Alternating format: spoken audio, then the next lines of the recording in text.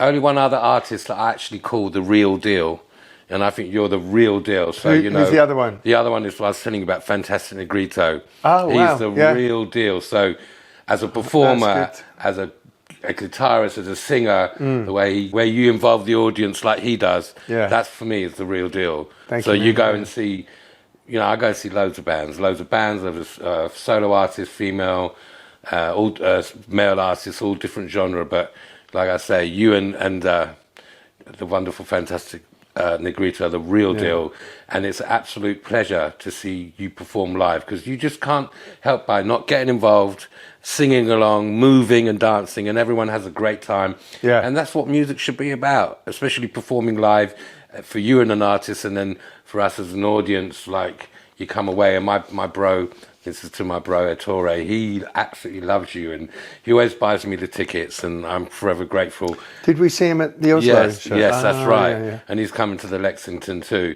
and he's always raving about you. So basically, so let's start about your journey into music, Jim. Yeah. So were any of your parents musical, or what? Did they play music in the house? No, but the music in the house was definitely a big thing. I've told the story before, but when I was, I suspect I was like 6 or 7 years old, and in those days, this new invention came out, which was known as the Music Centre, which for those of you that don't know, because it's now an antique thing, but it was the first time you could buy this electronic piece of furniture, really, that had a vinyl deck, cassette player, and a radio tuner all in one. This is before CDs were invented. Yeah, a long time before CDs. So yeah, definitely music being played in the house. When I was about 6 or 7, my mum and dad got a music centre, which was the first time you could get, the vinyl record player, the cassette player, and the radio tuner all in one. This bit of furniture, and they got a Hitachi one, and it sort of took pride of place on the sideboard in the living room. But then the old 50s dance set player, with the rubber mat on it and the big clunky thing, went to me and my sister, and we took it up, and it lived in my bedroom. And with it, my dad just gave me a box that was like all his old singles and 78s from when he was younger, and it was all stuff like Little Richard, Jerry Lee, Elvis, kind of, and a few sort of early kind of neo-psychedelic mod type, kind of when guitars started to get Yardbirds type era. Like one thing was Big Boy Pete. I don't know if you know that track, Cold Turkey by him. But yeah, a few cool sort of heavier records, but like great rock and roll and soul, R&B, and lucky for me, it was quality music. Absolutely. All of it's like blueprint. Yeah. And that's what it became. And because me and my sister were so young, I mean, if back in our day, you didn't have iPads and things like that kids have now. So to have something that had moving parts that you plug in the wall, I mean, probably health and safety these days, to give a 7-year-old something like that. Well, but you plug it in the wall and, just turn it on, and it made the sound, as it warmed up, and you could smell the valves and the rubber mat on it. And if you lift the arm up, it would just repeat and repeat. And Yeah, me and my sister would, certain records, Great Balls of Fire or whatever, would just be on repeat for like 2 hours or something. My mum and dad going, oh, put something else on, you know. But the music went in, and because it was precious, because it felt like, this is ours, you know, and it was a big deal to have something, like I say, you know, moving parts and lights, and, you know, at that age felt quite grown up. And the music, just lucky for me, was great. And it sort of set the blueprint from then on for anything I heard would be measured against that, you know, for me to discern is like, is this good or is this, you know, it sort of set the template. So 2 questions. So a lot of people I interview, they have that special moment when they see someone on TV and they see an artist perform. Usually it's a lot of artists I've interviewed, it's like Bowie. When Bowie was on Top of the Pops, when I decided I want to be a musician. So what was the first artist, or was it T-Rex or whoever, that you saw on TV that kind of thought, I want to do that? And then who was the first artist you actually saw perform live in concert? I remember sort of, just for a laugh, because I'd seen Elton John and just the big glasses. And my little brother had dressed him up and made some, you know, huge glasses and put a record on. But like, as far as like, maybe Mark Bolan actually. And do you remember the Mark show? I never saw it, unfortunately. The TV show, yeah. Yeah. And he had some really interesting guests on there as well. Because I remember, it was sort of, this will be getting into my sort of like, you know, puberty, like 12 years old, 13 years old. But I was at school with my friend Ray, who we later had this band, Thee Hypnotics. And we used to talk about the Mark show and Mark Bolan, and we used to impersonate his voice, you know. And the first gig you went to? And the first proper gig I went to see was Johnny Thunders at the Lyceum. Wow, that must have been great. And it was amazing. And well, what was the moment that made you want to do music? Just lots of little things, I think. You know, it was like some friends. There was a few guys at school that had guitars, and my mum and dad got me like an acoustic guitar when I was quite young.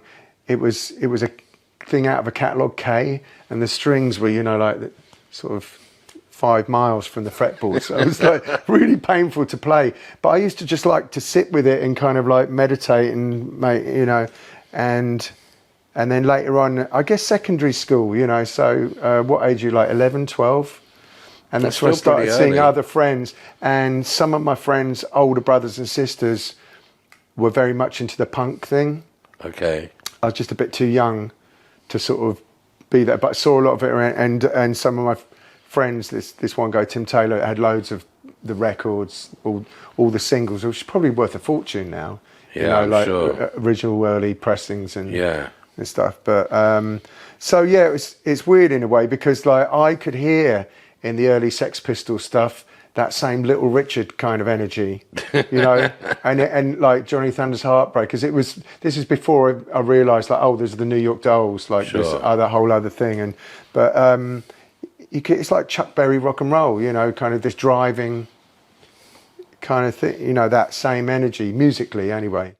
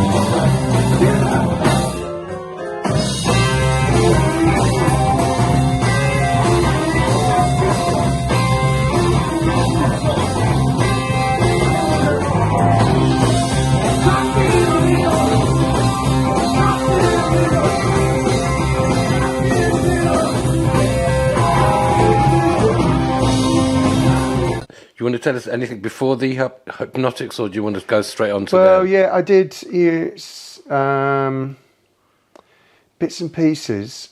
I remember like this one part-time job I had, one of the older guys that worked there, he was at college, and he wanted to start like a rockabilly band.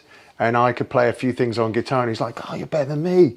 Like, do you fancy coming?" And one night he picked me up, and we went to the Union Bar, and I was underage, but I was sort of sat in and just played. But we were both into the Cramps and stuff like that, and it was just like simple rockabilly guitar kind of thing, things like that. And then me and my friend Bruce and a couple of other friends, we put a band together. I think it was 14. Did my first gig at Little Kings Hill Village Hall, and it was snowing that night.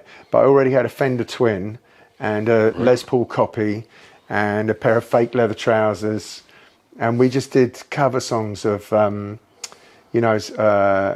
some Johnny Thunder stuff. I think we did a Stone song, a couple of Bowie ones, Hang On To Yourself. Definitely Chinese Rocks, Hang On To Yourself. The Hendrix version of Gloria. Right. And sort of like a 25-minute set. And then at the end of the set, my friend, the other guitarist's older sister, turned up with her mate and came in the dressing room and put up a couple of lines of Speed, and we had like a first little sniff, and I just remember going home thinking, this is life for me. I should just do this all the time. Yeah. And then how did that lead to the Hypnotics, and how did you meet your partner in the Hypnotics? Ray. So we were at school together, and we were like that. My mum always used to say, like, "Where have you been? School finished at 4. It's like 7 o'clock before you get home." And all we were doing usually would be sitting on a park bench, just enthusing about films and music and comedy and just ideas and stuff like that. And it's a really strong friendship and a really close bond, and it just sort of evolved. In the early days, he was he played football. He was like really good, quite skillful. He's quite small and slim, but he would take risks. Like he would try like a Pele little sort of chip over the head, or a kind of and even all the older guys that used to beat everyone up used to go like, "Oh, you're a good little footballer," and sort of leave him alone, because they could tell he had a bit of skill and he was quite a cheeky player, But he kind of sort of gradually moved into the music side of things, and we did like our first thing that was like we were quite inspired by this band called Snatch, which was Patti Paladin and Judy Nylon. Patti Paladin? No. Well, she did a lot of stuff with Johnny Thunders. Okay. They did that Copycats album together. But yeah, she had a band early on called Snatch with Judy Nylon. But it was just the fact that there was two of them, and they just pretty much it was just guitar and voice. It wasn't like a full band kind of thing. And I guess we thought, we could do something like that. And we did our own version of that and called it the Krooon, Kroon. I like that, yeah. And then, gradually we just sort of wanted to have a bigger sound, and knew someone who played drums. And we had a friend, actually a school friend, who was known as Slim Weasel, Mark Herbert, if you're listening. Slim Weasel. Yeah. And he was like a real oddball, still is, but in such a lovely way. And we sort of were really fond of him, and so we would get him involved in anything we were doing. And we had him playing. We have had an old Bontempi organ, but we put it through a Marshall stack, and it had this thing called auto chord. So if you put it on auto chord, and you could set it bossa nova or cha cha cha or whatever. But on the bossa nova one, it would, if you hit one key, it would go boom boom boom boom boom boom, and then had a rhythm. So in our own way, we didn't really know that much about Suicide or anything like that, but it was that kind of sound, but super distorted and loud. And he would start the song like that, and then we just join in with fuzzy guitars. And that band changed its name to the Trash Cadillacs, which we all thought was really cool at the time. Yeah. And from there, that same kind of band would just gradually got really turned on to the Detroit sound, Stooges, MC5, all the things that are kind of proto-punk, that came before punk rock, that to me had sort of more of a link to the Little Richard rock and roll That's true. And the Muddy Waters Blues kind of things that I also loved. And yeah, there was lots going on with older brothers and sister kind of stuff of friends, you know, like there was a Northern Soul scene that happened around where we were living, and we were underage, but we were allowed to be in there if we collected glasses and helped. But you just got to see people dancing like that, and those amazing records, you know, that Northern Soul, that energy, that all went in there. Yeah, there was some rockabilly stuff going on, you know, like the cool bluesy side of rockabilly, and then just all the gigs that you would go to. And for me, the 80s was very much as you're coming of age, you know, 16, 17, 18 years old. I was just felt really cheated, really gutted that, you know, my friends' older brothers and sisters, all that, they'd had T-Rex and David Bowie and all those kind of things were like the top 10. And now suddenly we're looking at like fucking Flock of Seagulls or like, you know, like the ridiculous shit. Some of it was cool, you know, but like I just felt really, you know, gypped. Like, where's my version of Mark Bolan or kind of, and it just wasn't there. And but who stood out for you could in the 80s? Did you like Susie? Well, I'll tell you, the thing was, it made you had to go underground to find, so groups like the Cramps, right, and Gun Club, and who else did we all get into?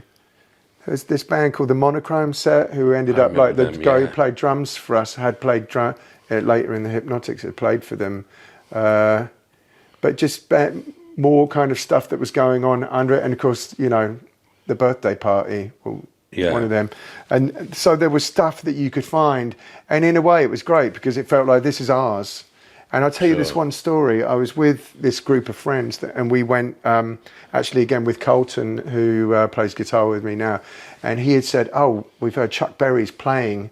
And it's like, where's he playing? And it was some kind of chicken in a basket restaurant type place in Milton Keynes. Just really sort of like, what? You know, like one of the architects of rock and roll is playing there, but you know, they do these shows, and we were excited about it for, you know, a couple of weeks in advance. We thought we need to look a bit more grown up, and we all went to charity shops and bought suits to try and look a bit more grown up to get in. And then when we got there, they wouldn't let us in. They just took one look at us. They were letting couples in. They were letting people in. I remember being annoyed because, like, some of the people they were letting in is like, it doesn't look like she gives a fuck about Chuck Berry. Yeah, they're not there for the music. Like, she's just going for the chicken in the basket, or you know, like, or couples going for that. Yeah. So it's a bit, you know, we were all a bit disgusted. But we went around to the back of the venue and we heard a couple of numbers, and then one of us sort of mentions, like, do you know what? The Gun Club are playing tonight at the Electric Ballroom in Camden, and so we bunked the train and got out a Marylebone and found a way across to Camden somewhere. And I remember going in there and they were just coming on stage as we walked in, and just the sound of it and the people and everything. It was one of those moments like, these are our people. Right.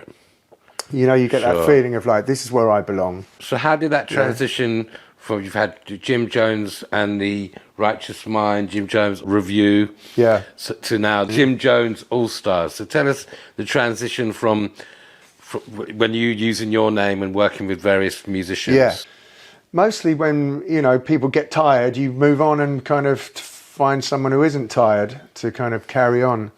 The Hypnotics finished, I remember, because I'd had a kid, and I'd sort of said to the guys and bands, like let's press on with this, but like I kind of sort of need to take it a bit more seriously now. And everyone's like, yeah. And then we got offered to do a tour with Shed 7. Do you remember them? Yeah. And it's like, oh, great, you know, some proper gigs. And the rest of the guys were like, oh, the World Cup's on, man. It's like, I don't want to be driving up to Glasgow and miss one of the games. And, you know, they were playing Barrowlands in Glasgow, which is one of the best venues in the world. Yeah. And I was thinking, like, are you fucking serious? You're worried. I mean, I guess it's like, can you just watch the highlights after? It's only on every 4 years. And for me, with the pressure of like sort of having to look after a kid and that, I was like, this is bullshit. And so I was like, oh, I just don't want to do it anymore. And the band kind of folded after that. And I thought like, okay, right, you know, because I've been doing it since, you know, I'd left school. So it was kind of mostly what you know. And I was just like, I'll get into having a kid for a bit. But I tell you, after a month, I was crawling the walls. Like, I need to do something. Yeah, I was working with these guys in Bristol and just started this project. So I'd written some songs and went out to their studio in Bristol. And then I wanted to do something live once we had some stuff together. And they weren't really up for it. But my old friend that I knew from that gig I told you about when I was 14, who played bass, Graham Flynn, he was really wanted to do something. He had just finished, he'd been part of this band called Penthouse that were really cool. And he was looking for something to do, so we kind of partnered up on that, and that became this project called Black Moses that it did for a few years. Rupert Orton, who used to run the Spitz when it was a venue there, had my band Black Moses play there a couple of times, and he started getting more gigs for us. And then we did this show one night in Highbury, and the guy I had at the time who was playing bass was just getting, every time we did a show, getting more and more drunk, you know, before the show, just to the point where we would like drop the guitar, fall off him, and he would sort of stumble around, pick it back up, and then he'd be playing, you know, he'd be playing the wrong song, you know, in the middle of it, and it was a 3-piece, so you couldn't really get away with it. And I was like, okay, I'm done with this. And Rupert said to me, what do you want to do next? And I said, well, in my mind, I've always had this idea that do a few sort of little boutique projects, and I'd like to do a rock and roll one, a soul one, a country one, like proper early, you know, Lefty Frizzell, Hank Williams kind of country one. And what was the other one? I can't remember. I had these few things in mind, and I thought like the easiest one to get the ball rolling would be the rock and roll. And by rock and roll I meant, you know, like Little Richard, Jerry Lee, you know, proper the blueprint rock and roll kind of thing where it all came together, the sort of country, rockabilly, western swing, blues, you know, when it first came together and exploded as that sort of art form, that kind of rock and roll. And he was like, oh, I think I know a drummer. And we organised a rehearsal, and then I went to meet this drummer, and Rupert was there with his guitar on and plugged in. I was like, oh, okay. But it worked, you know, and so we went with it, and that became the Jim Jones Review. And we toured like crazy, and we did some great things. We did that, you know, later with Jules Holland show, did David Letterman show in New York. Did you? David Letterman, yeah, wow. That was amazing. And I mean, I could go on about that thing because the saga that led up to us playing there is a story in itself. We'd been on tour in America, and our press agent had said she knew a couple of the people in the production for the Letterman show, and she could get us on there. And I was like, really? You know, because I know we didn't really have sort of a big label behind us or anything like that, because all those labels, they go like, oh, you know, our band's got an album, can we get you on the show, get you, you know, Jimmy Kimmel or whoever, you know, and the Letterman thing at the time. But they were like, oh, you're on the show. When is it? Oh, it's going to be next month. And we were like, oh, great. And then we heard, oh, well, the main guest is Steve Martin, and he's decided he wants to do his banjo orchestra as the musical segment, so you're off. And we're like, oh, fuck. And they're like, don't worry, we'll ask you again. And we just thought they wouldn't. And then, it came round that we'd be going out there on tour, and they were doing it. They would have us on again. And we're like, oh, fantastic. And the plan was we were going to play Rock en Seine. We're at this the festival that's in Paris, you know, on River Seine. And we were going to fly from Paris to New York, do the David Letterman show, and then from New York start the American tour, which would start in Vancouver. You do Vancouver and you come down, you know, Portland, Seattle, you know, down to Los Angeles, and you come down the West Coast like that, San Diego, and then you fly over and you do your East Coast thing. So we're playing in Paris, and just before we go on for this festival, the news comes in that like Hurricane Katrina or something, or Irene, I think it was, you know, the eastern seaboard's fucked. You know, you've got this, and all the flights are cancelled, and we're like, oh no, you're kidding me. And we were looking like, how do we? And we sort of like scratching our heads, like, what about if we fly to Boston and then drive back out, or what if we were like, how can we do this?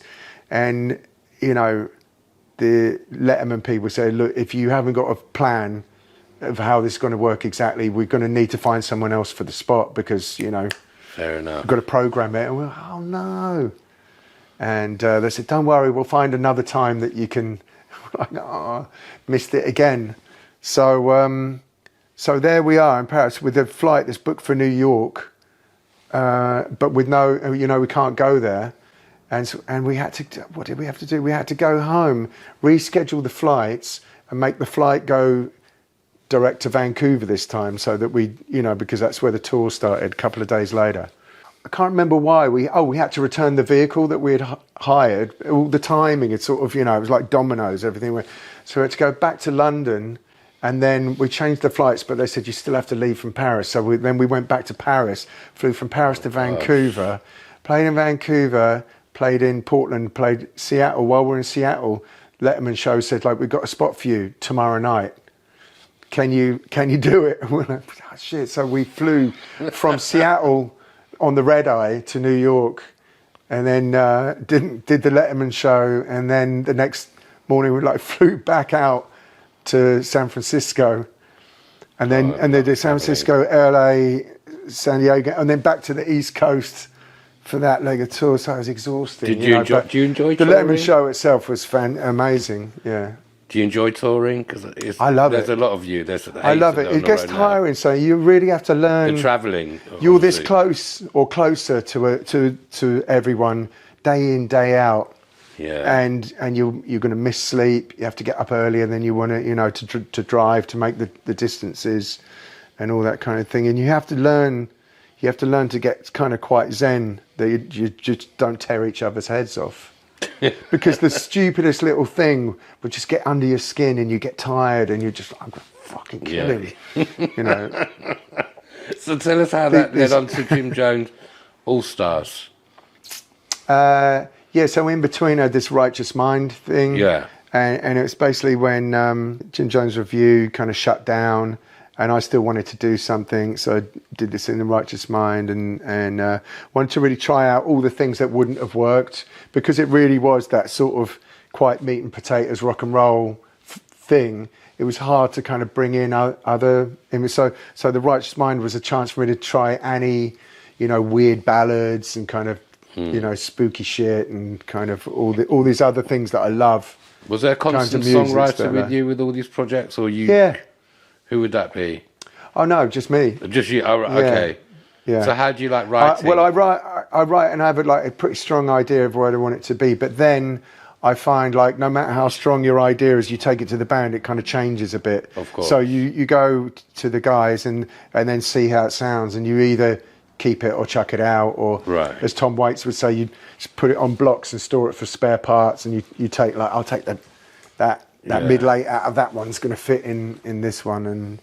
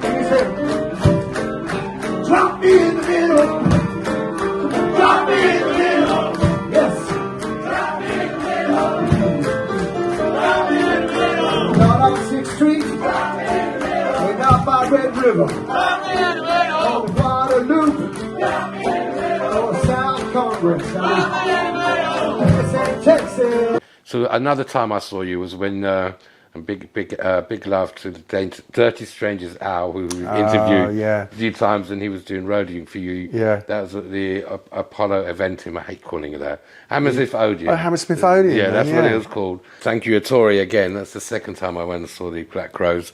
And you were phenomenal. I mean, they're phenomenal. Yeah. And they got, what a show, you know, just the whole stage. Yeah. And with all the musicians, the backing singers, the playing. Chris Robinson is they're both of the Robinson His brothers. voice is still killer, isn't it? Oh, unbelievable. So tell us how they all got to know about you guys and how you got to support them. Well, going back to the Hypnotics, when the Black Crows first started out, they had this album, Shake Your Money Makers, their first album. Yeah, I love that album. And they told us they went on they were put on a 2-month tour, and they said we played the A to Z, literally like Aerosmith to ZZ Top. He said we played with every stadium band, and Chris always says to me, he's like, yeah, meaning we had to do H heart, which was like that doesn't really go with their music, but but by the time they had all these shows booked in England, but by the time it came round for them to arrive to play it, their record had gone triple platinum. So these shows are rammed, you know, and our manager at the time had read something like in an interview. They said to Chris Robinson, "Who would you like to play with?" And he mentioned Perry Farrell, and the Hypnotics.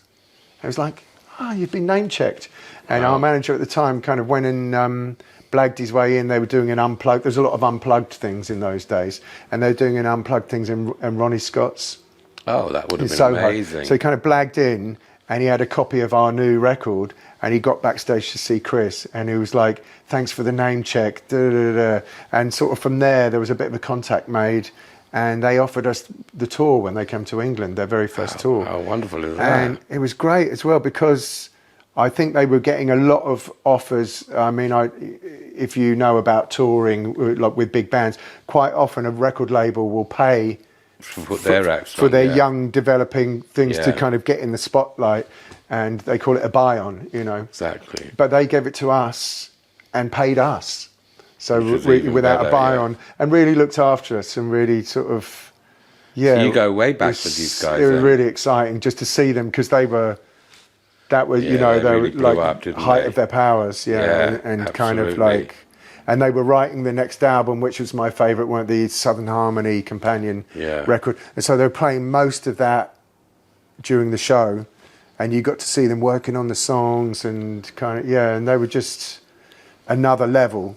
We were mostly used to playing with bands that were kind of a bit more indie and a bit more, you know, which is like exciting in its own way. But to suddenly see this kind of like, it's proper fucking rock star shit, you know, kind of like, whoa. And they are still another level. And I think hopefully they're going to be going out with Aerosmith, who I've never seen. Yeah. And actually... Well, what happened is, like, you know, Steven Tyler's retired. Well, he lost his voice. Yeah. But his voice has come back. Has it? And they're going because on tour. He did a public... Oh, okay, because Chris has been doing stuff with Joe Perry, the guitar player from Aerosmith, you know, the...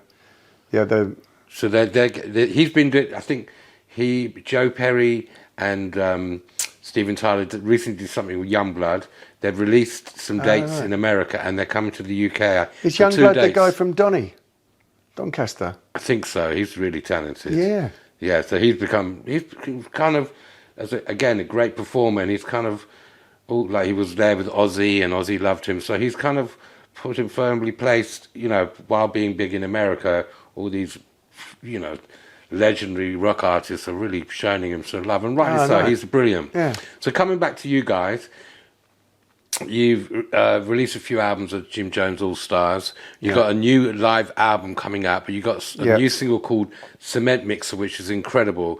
And what I would say to the audience is, you've got to check out Jim Jones All Stars. You've got to go and see them at the Lexington. It's the 25th of... If you're in London, there's a whole list of tour dates. The tour date starts. Yeah, in the top of my head, I'll try and remember. It's next week, isn't it? Yeah, we start next week, the 10th, which is Brunel in Leeds.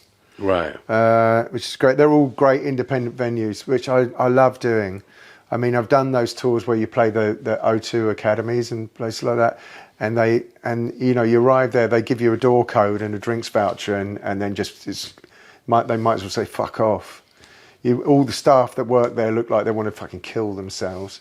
But then you play at these like cool independent venues where they're in it for the love, and you go home at night, because I mean, how you feel when you leave the place is important. You know, when you talk as a performer as well as you've got to get on and drive another whole day.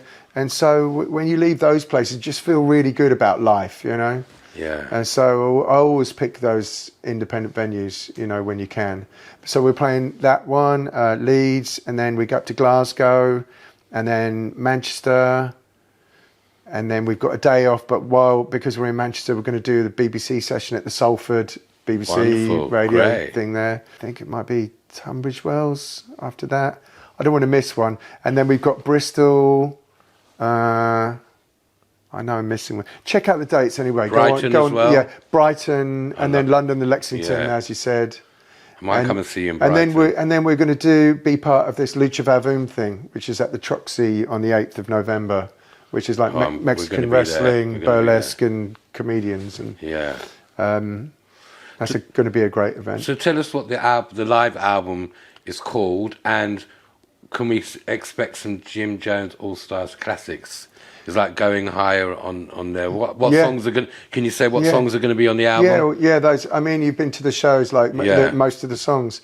We have been working with Chris Robinson and recording a studio album, which will hopefully come out next year. It's been held till March, which is why the live one that has been a kind of a pet project has come together, and it's like perfect to go with this tour. Yeah. But the recordings are great. It's pretty raw. It's filthy, in fact. Where have you been recording? In London or? Around. Like he's been coming here to produce you guys. Chris, yes, yeah. We've been working. We've had, where did we meet up before? Yeah, we did some recording at Euston Hall, in fact, which is. Do you know this festival called Red Rooster? Yes, Fantastic Nagito's played there. Yeah. Well, the guy. He's the Duke now, isn't he? Duke of Grafton, Harry, who's like really cool.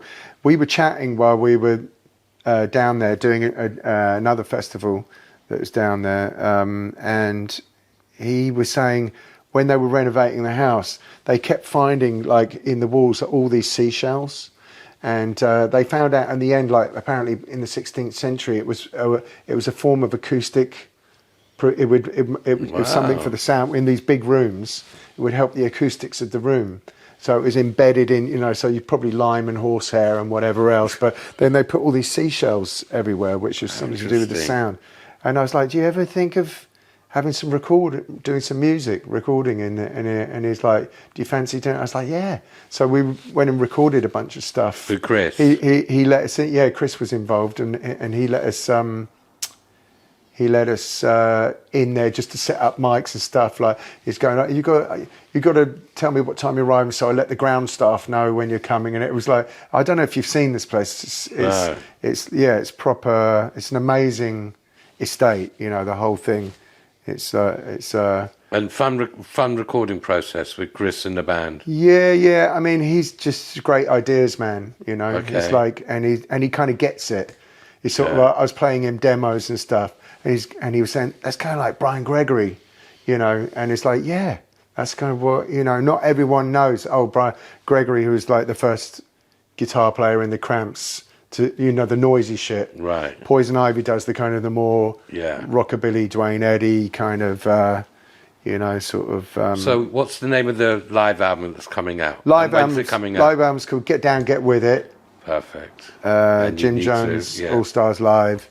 And it's, I think it's coming out on the 20th or something like that. Again, please check the details. And the red vinyl at your gigs. You can pre-order it, and definitely by the London show, the vinyl will be there. But it might arrive a bit earlier. Okay. But we've said the London one to be safe. It's 100% going to be. And those wonderful T-shirts, which I need to get. Yeah, have you seen them online? Yeah, it's really cool. So can you say, Jim, more about the album? Have you got a song? Have you got a working title of the album yet, or you want to keep that under your chest?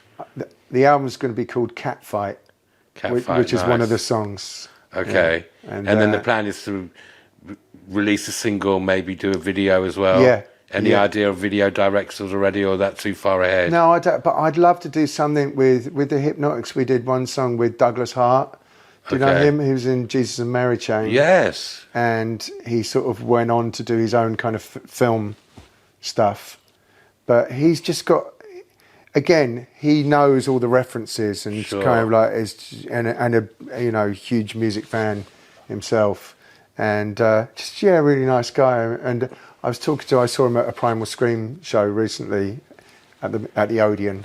Let's say Apollo. The Apollo sounds alright, but like the Aventium. No.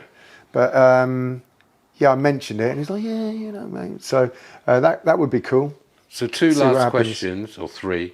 First of all, any bands around that you would go and recommend to go and see? Any young bands, or obviously you've had lots of good bands support you. I know you've supported great people, and like the Black Crows. But I've got to know some guys recently.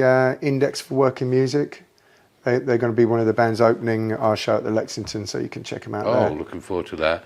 Advice for if you had someone you could look up to or had access to, who advice you give to a young musician, because obviously it's very different these days. Yeah. Hard to make any money. You really got to work at it, basically. This is a good opportunity to do a Joan Rivers quote. Okay. And she says, "I'd love to tell you it's going to get better. It won't, but you will." Oh, I love that. Right, and I think that's it's a bit of a, that's quite holiday for the whole of your life, really. But like, it is really true. If you're going to do music, make sure you fucking love it, and be prepared to do it for fuck all, and then everything else is gravy, Yeah. and just do what you care about, and just hang in there. Just keep it. And even when shit goes wrong, you can always find, you can always go off there and find something else that's you, and that sort of makes you feel alive and makes you feel great. But you'll just keep going. You'll just get better.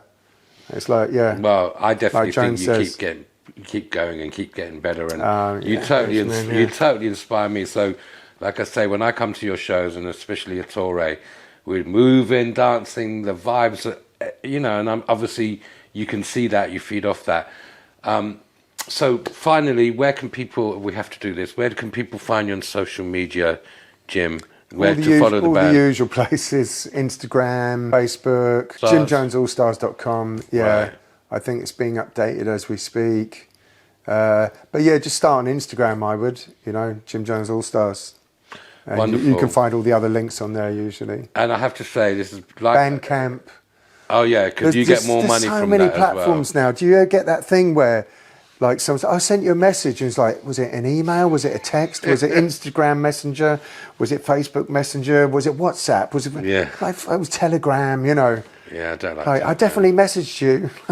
But not Spotify these days, because their terms and conditions are just even. I have to have an account with them just because it's useful for work. The same, like, I try and avoid a lot of that.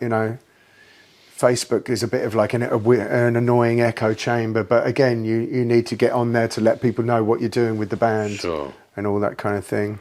Well, but I check in every couple of days, and check messages. Yeah, because you got to rehearse and put on some great shows like you always do.